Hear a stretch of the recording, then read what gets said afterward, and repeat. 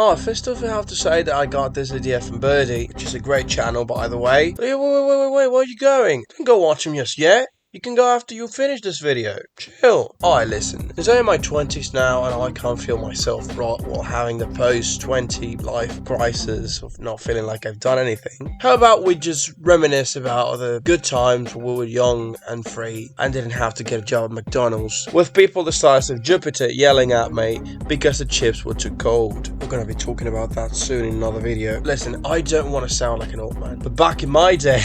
We can't bust heads like we used to, but we have our ways. People actually touched on grass outside. Growing up in my neighborhood, it was an unspoken agreement that all the kids would come out to the streets after school to play. We would play baseball, we would try to play baseball, hide and seek, basketball, basically anything you could come up with in the middle of the street. I remember that I met one of my best friends to this day because we would challenge each other to race from one point of the street to the other. Well, that and then we used to play Bakugan. Remember that show? It's all about magic ball and turn into weird creatures. Well, our version of Bakugan was basically hitting rocks with other rocks. Sometimes dried dog poop on the street. But make no mistake, that game was fun. We even gave name to the rocks. One of mine was called Crocs. And hey, fast forward to today, that's still my gamer tag. Once we get tired of playing with what we hope were rocks, we'll sit down in front of my house at night to talk about the real philosophical questions. Like, in a fight, who wins, Naruto or Madara? Or the classic question of, if you could have any superpower, which one would you choose? I mean, usually followed by invisibility, and a very descriptive explanation of the crimes he would commit with that. I remember how they used to say at my school that every human being asks themselves the questions, who am I? Where did I come from? Where am I going? But in reality, the questions we were truly asking were, yo, if you have $1 million, what do you do? Awesome variation of which one is the superlative in our friend group. Which one is the strongest? Which one's the fastest? The fastest replacing the S with a T. The ugliest. And then finally going home once one of the homies gets called by the parents and the whole group just calls it a day. You go to your house and turn on your Pentium 3 and unlike modern times, the only LED lights you would see came from the fire truck of your computer made your house go up in flames. That is if you didn't have a console, which I didn't.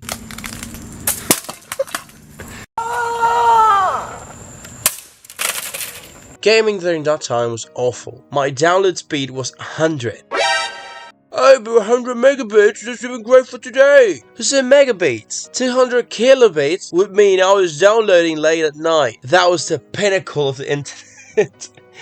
In my city, we would have a lot of power outages, to the point where we basically looked like Christmas lights. So having a software like Orbit or MyPony came in clutch because, you know, that meant you could pick up exactly where you left off. And I mentioned Orbit and MyPony because they were some of the ones I used. Because back in the day, we didn't have one link mega stuff like people have now, right? We would have 30 links in rapid share or mega upload. And everything changed when the FBI attacked.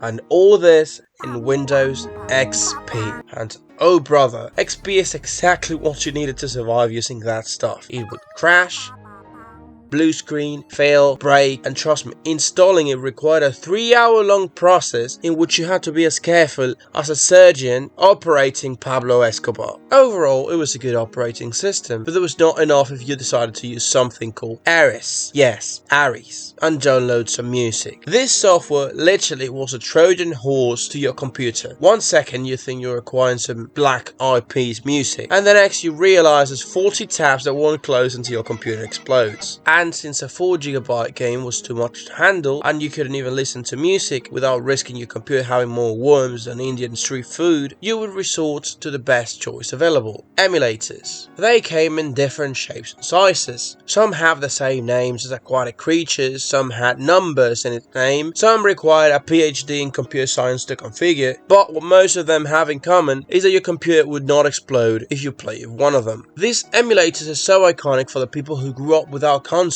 like I did, that I bet you can almost instantly tell me what these 3 pictures on the screen mean. And that's not all. Just like emulators, there was this great thing called Mugen, which gave you the option to fight with anyone from Peter Griffin to Ronald McDonald, and including Chuck Norris. You could build your own, or you could get someone else's. Marvel vs. Capcom, random cartoons, Dragon Ball, anything. And for the few of you who know about this great piece of history, I'll just say that when I played with my cousin, F1 was my greatest strength. But if you get tired of gaming, there were some other options. You could listen to your worm-infested Ludacris album, and the video player we had back then would give you a screen that looked like a portal to another dimension. Well, you could also go watch cat videos or videos of people falling from the stairs on you. Gosh, you there, didn't I?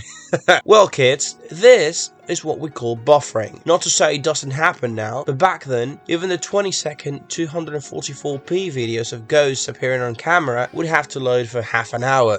And I am not even joking. In the very beginning, we didn't have clickbait like this, or 500 pranking my girlfriend channels. All we had was videos of people causing themselves injuries that we called funny. And some friendly folks trying to let us know what the Xbox 720 and the Wii 2 were gonna look like before they were released, or even announced for that matter, if you were lucky. Also found someone who uploaded a video on that exact part of the game you've been stuck on for a couple days. You could also text your friends on the computer, because this ain't it.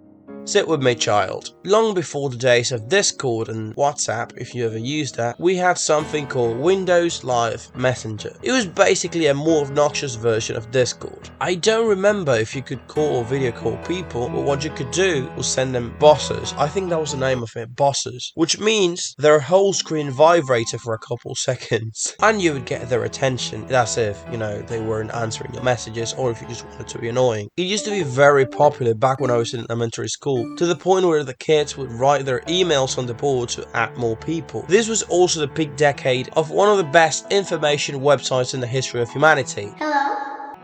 Oh, get that stuff out of here. I'm talking about the real one. Yahoo Answers. That gave us some of these classics. Can u get pregante? 38 plus 2 weeks?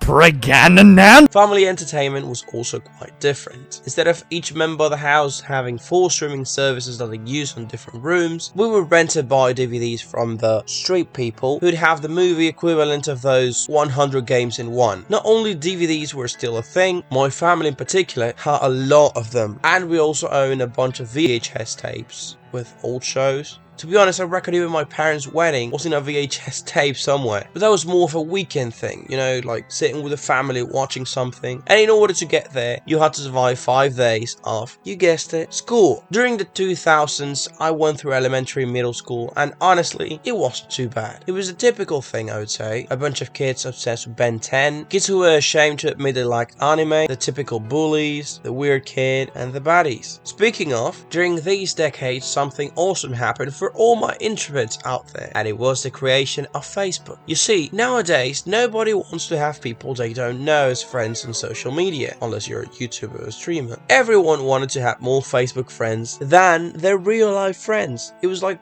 a sort of competition. So, and this is something I do not recommend doing now, back then you could talk to your school crush as long as you knew her name. All you needed was her name. She was one quick Facebook search away, and since everyone wanted more friends, you know, you would actually have a chance to shoot your shot. It was that easy. Also, it was a great decade for catfishing, and I remember some of my friends had profile pictures of very famous people, and girls would actually believe them. One of them even created an account with a random girl's picture he got from Google and said she was his girlfriend. If you wanted to be a troll back then, The limit was your imagination.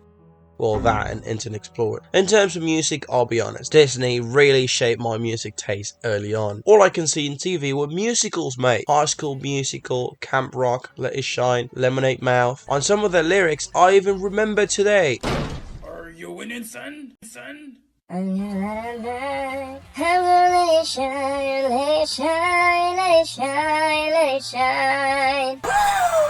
you blame me? Those songs were a big part of my childhood, and I'm sure a lot of you can relate. Everywhere you went, there were people either singing the songs or trying to be like the characters in the movies. Listen, I'm sorry, Caitlin, but you're not Gabriella. I also remember how you could not turn on the radio without hearing Usher, Nelly, or Pink. Yes, the radio, we used that.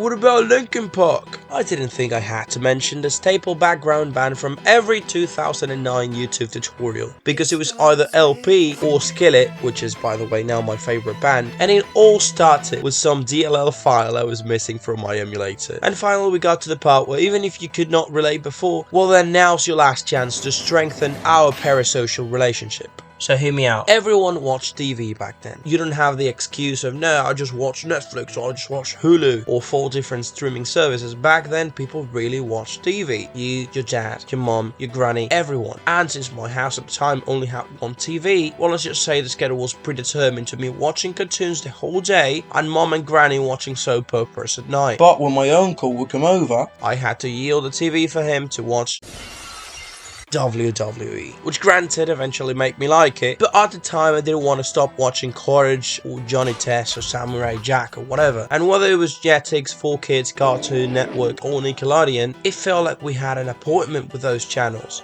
Bro, some of these channels had some bangers, like the Backyardigans, which was a show about a bunch of animals and this Chernobyl-looking mutant who basically smoked a lot of dried grass in the backyard and got Emmy Award-winning hallucinations. Many of those cartoons were very dear to me, and even if it sounds a little weird, I feel like I learned from them. Master Raindrop taught me about the values of friendship, Flapjack about not giving up on your dreams, Dave the Barbarian that real strength is not always just physical, and Chowder to stay away from crazy.